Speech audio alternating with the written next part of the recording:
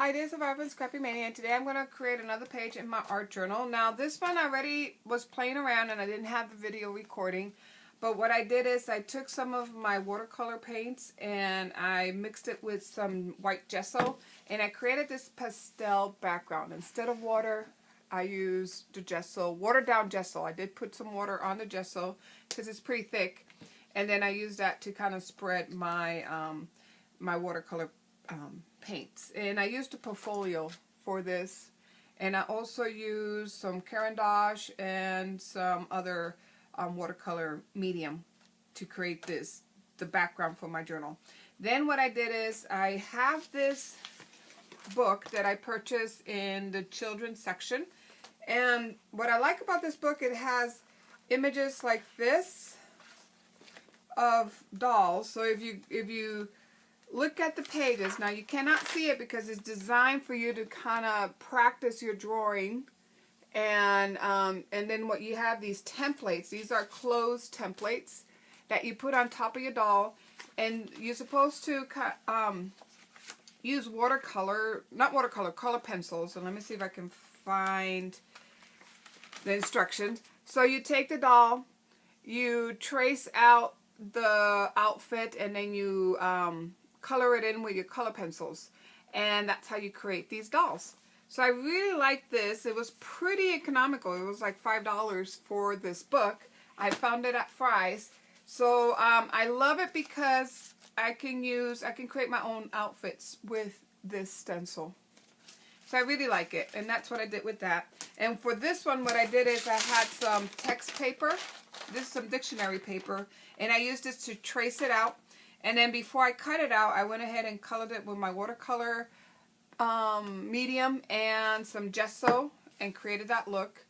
And I really like it. Then I took some stamps, stamped some stuff out, and then used some glitter, a little bit of glitter glue to kind of put some sparkly to it, and went over it with some gesso and this whatever this is. I found this in the drywall area, and I went over with this. And I also had bubble wrap that I don't have in front of me right now, and I used that to go around it. So I really like how this page came out. So I want to go ahead and use this doll for this page. So what I also am using for this one, what I used was one of these tracing, I don't know what the name of this, but it's called DigiDraw, and this is one of my children's tracing things that I bought them some time ago when they were younger. And what you do is, let me turn it around. What you do is you place your image on one side, it transfer over to the other side, and then you draw it. So very, very appropriate for me. My kids used it a lot when they were younger. So now that they don't use it no more, I'm the one using it. So we're going to take the doll. What I did for the other one, I took the doll and I taped it on here because I wanted it to be a little higher. Then dropping it down. And you can see the doll coming across on the other side here. And then I took my art journal and I placed it there. So let me see if I could, now the art journal is meant for papers. This art journal may be a little too thick. I did have a little issue with it with my other, when I was doing the other one. But I think it's going to be fine. And then let me go ahead and turn on the lights and I'll be back. And so I kind of dropped some of the light in here to see if I can see better. And it's okay, I can see that. So what I do is I see the image transfer through here, and unfortunately you're not going to be able to see it because of the way it is. But you know, this is how you use it. The image transfers over, and you look, the reflection transfers over to this side, and then you trace the reflection onto the paper. So I'm going to go ahead, I'm going to do off camera because you're not going to be able to see it. So I'm going to go ahead and trace my doll off camera, and then we'll come back and we'll start coloring and doing other treatments to the doll.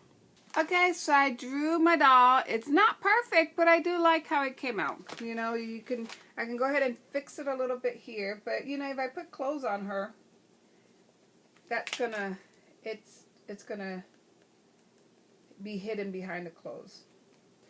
And then I'm gonna put shoes on them. So that's gonna be hidden behind the shoes. I can always take my pencil and really work on it a little more. And the face is very hard to do through that image, so I'm not going to really do the face. Okay, so I got my doll laid out. So the next thing I want to do is I want to go ahead and paint my doll. Now because it's an image, you know, it's backwards. So when I put my dolls, my clothes, it's not going to fit it because it'll fit here, but this is a mirror image of this. So I'm going to have to move my template, put it, you know, backwards in order for it to fit. So always remember that if you do this technique and you have one of these tracing, whatever that's called, then you want to kind of make your templates to go opposite. So the next thing I want to do, I'm going to put this aside and I'm going to check and see what clothes I want to use on her. And I like to do my clothes on a separate sheet of paper. And again, I'm going to make sure that I reference back my image. So I keep referencing back to my image because I already, with the doll in the opposite page, I already traced all her clothes backwards at one point, and I had to retrace it and, you know, in order for it to fit. So here I'm just using my Stratlers, and I end up just using one type of watercolor crayons, which is the Stratlers, with my gesso, and I use watered down gesso, and I really like how this came out. I'm liking that technique of using gesso instead of water for my watercolor crayons or even my paint because it gives it a little more opaque. Consistency is not as transparent, and it also seals it at the same time. So I think I'm going to be using this technique more and more. Another benefit of using gesso instead of water, especially if you are using watercolor medium on top of thin book paper, is that it gives it a little more structure. These clothing, because I used the gesso, are a little more sturdier, it's less delicate.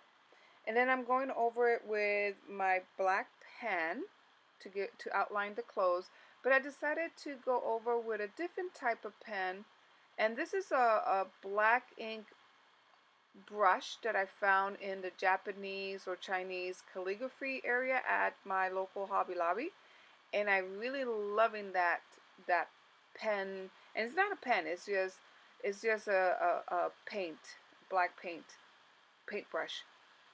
Then here I'm using some Prima Crackle paint. It's the gold medium crackle paint, and I also am liking that a lot too. And you'll see at the end there are some close-up photos of how the crackle looks once it's dry. And I'm using gel medium just to glue down my clothing. And I go and got a piece of ribbon and I'm using that as a belt, and now I'm just drying out all the medium and going over it with that brush pen that I have purchased from Hobby Lobby. Then the last thing I'm doing is just putting some stamping, and this is Heidi Swapp a little stamp that I found at Michael's, and I'm putting the last touch is the date and then my journaling. Okay, I think I'm done with this art journal, so I just wanted to create a quick little page. If you haven't seen the Prima Crackle paste, that's how it looks. It does crackle. You can see some fine little crackles right there. Just fine little crackles.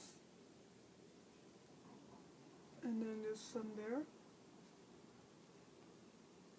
but I just wanted to make a very simple page. I love how the doll came out, and the shading came out very nice. Look at that shading. I really like how that came out with the watercolors, crayons, and also using gesso to kind of blend it in, and it really works nice. I think I'm going to be using more of that technique with the gesso and the watercolor paints. So I hope you like this video, and thank you for watching. Bye now.